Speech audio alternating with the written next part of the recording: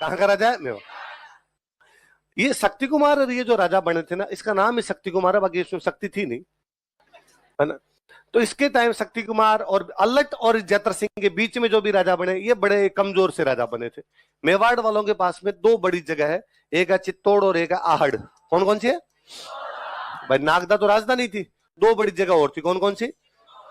चित्तौड़गढ़ का किला उनके पास, आहड़ उनका एक व्यापारिक केंद्र है। चित्तौड़ पर कब्जा कर लेते हैं मालवा के परमार। कौन कब्जा कर लेते हैं भाई? मध्य प्रदेश में मालवा था, मालवा में कौन सी डायनेस्टी थी?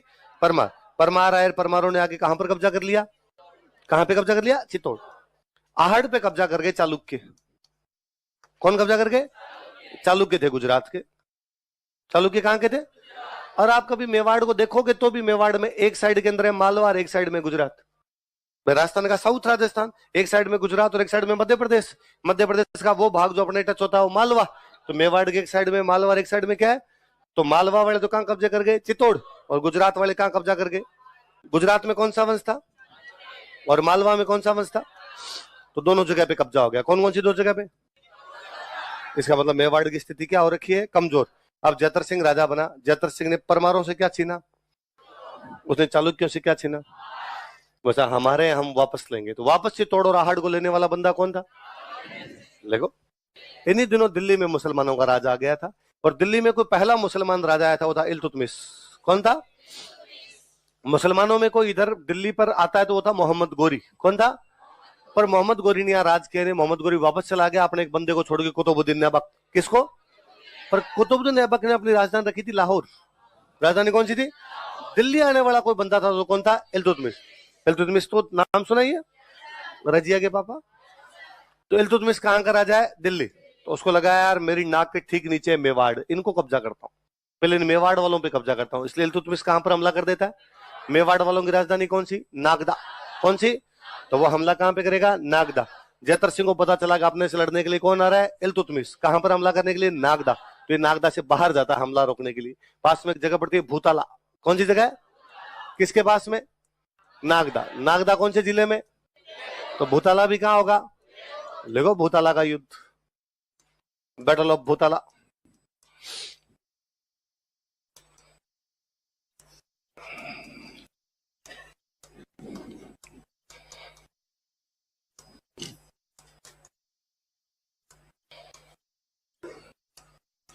किस किस के बीच में हुआ बताओ देखे?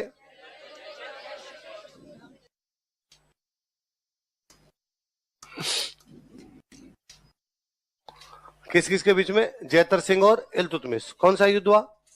भूताला का, बैटल ऑफ भूताला। कब हुआ? भूताला कहां पड़ता है? उदयपुर। इल्तुतमिश कहां का राजा था? Delhi.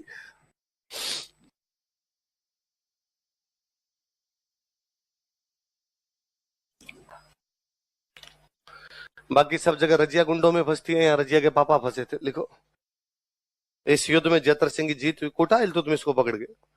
जैतर Singh von this battle. इस युद्ध में जैतर सिंह की जीत हुई। जैतर सिंह वॉन दिस बैटल। इस युद्ध में जैतर सिंह की जीत हुई। जैतर सिंह वॉन दिस बैटल। किसकी जीत हुई? हमें क्या पता जीता कि नहीं जीता। तो हमें एक राइटर की बुक मिलती है, उस राइटर का नाम है जय सिंह सूरी। क्या नाम है? क्या नाम है? जिनके पीछे सूरी लगे ये सारे जैन राइटर है। ये सारे क्या है? बस शेरशाह सूरी को छोड़ गए। क्योंकि फिर आप बाहर जाते हुए मेरे से पूछते, सर शेरशाह सूरी, सर आपके बुढ़ापा आ गया, दिमाग काम नहीं करता। आपने कहा सारे सूरी जैन है, पर सर शेरशाह सूरी कैसे हो सकता है? नहीं है भाई, शेरशाह सूरी जैन है। पहली बात, उसका नाम है शेरशाह सूर। क्या नाम है? उसके बाकी बेटों का नाम देखो आप, इस्लाम शाह सूर, सिकंदर शाह सूर, इस्लाम आलम शाह सूर, सब वैसे नाम मिलेंगे। उसके नाम के आगे भगवान जाने हम क्यों लगा गए सूरी। पर यदि उसको सूरी मान भी लो तो उसको छोड़ के बाकी सारे सूरी क्या है? तो एक जैन राइटर कौन है? इन्होंने एक बुक लिखी है, उस बुक का नाम है हमीर मद मर्दन। क्या नाम है? और इसमें कौन से युद्ध की जानकारी है? भूताला। कौन से युद्ध की? कौन सी बुक में? हमीर मद मर्दन। किसने लिखी? जय सिंह सूरी की पुस्तक हमीर मद मर्दन से। बुक हमीर मद मर्दन ऑफ जय सिंह सूरी। हमीर मद मर्दन से इस युद्ध की जानकारी मिलती है, provides information about this battle. इस युद्ध, किस युद्ध? इस युद्ध की जानकारी मिलती है। Provides information about this battle, इस युद्ध की जानकारी मिलती है। Provides information about this battle, कौन सी बुक से? अमीर मद मर्दन। कौन सी बुक से? मद का मतलब था घमंड, मद का मतलब मर्दन का मतलब तोड़ना, मर्दन का मतलब हमीर मद मर्दन, हमीर का घमंड तोड़ दिया, हमीर का घमंड। और हमें लगता है यार इसमें हमीर नाम का तो आदमी नहीं है। एक तो इसमें जेतर सिंह और एक कौन है? इल्तुतमिश। यहाँ बुक का नाम क्या है? हमीर मद मर्दन, मतलब किसका घमंड टूटा? और हमें पता है इसमें घमंड टूटा इल्तुतमिश का। किसका टूटा है?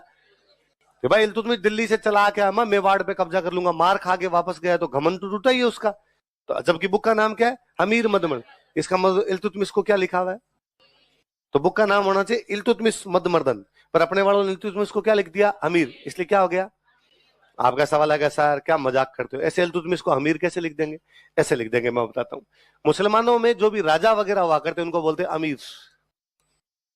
क्या बोलते? जो भी रॉयल क्लास हुआ करता, जो राजा, राजा के भाई, बंधु, मंत्री, सामंत होते उनको क्या बोलते? अमीर। इसलिए किताब बार बार यह कहती है दिल्ली का अमीर आया था, दिल्ली का अमीर आया था। अमीर को अपने वालों ने क्या बना दिया? फारसी भाषा में जो रॉयल ग्रुप होता है उसको क्या बोलते हैं? अमीर। इसलिए आज दिन तक अपने कहते हैं भाई रे वो तो अमीर आदमी है। जो थोड़ा पैसे वाला हो जाए उसको क्या बोलते हैं?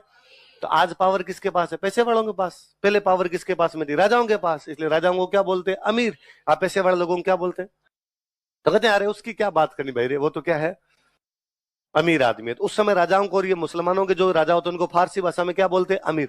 इसलिए बुक कहती है दिल्ली का अमीर आया, उसे हरा दिया गया। तो किताब का नाम होना चाहिए अमीर मद मर्दन, पर फारसी में अमीर होता है, अपने वाले राजस्थानी में क्या करके अमीर अमीर अमीर अमीर होता होता अपने यहाँ पे क्या हो गया? तो इसमें हमीर का मतलब क्या है? इल्तुतमिश। क्या इल्तुतमिश कौन सा युद्ध हार के जा रहा था? कब हुआ भूताला के युद्ध? किससे हार के जा रहा था? भूताला के। भूताला में क्यों हुआ युद्ध? राजधानी कौन सी थी? नागदा। तो जयतर सिंह राजधानी बचाने के लिए, लड़ने के लिए कहां पर आया था? मुसलमान राजाओं में एक अच्छी खासियत थी कि उनको जब भी लगता कि अपने हार रहे हैं तो चप्पलें हाथ में ले लेते कि भाई वापस लौट जाओ, जान है तो जहां। भाई इल्तुतमिश 20,000 फौजी लेके आया, 5,000 मर गए, तो 15 बचे हुए, तो उसको लगता है 15 क्यों मरवाने, बचाओ, अगली बार 15 और लेके आएंगे, मिलके 30,000 लड़ेंगे, इनको मार लेंगे। अपने आप ही नहीं था, अपने था विजय वीर गति। क्या था? या तो जीत जाओ या मर जाओ।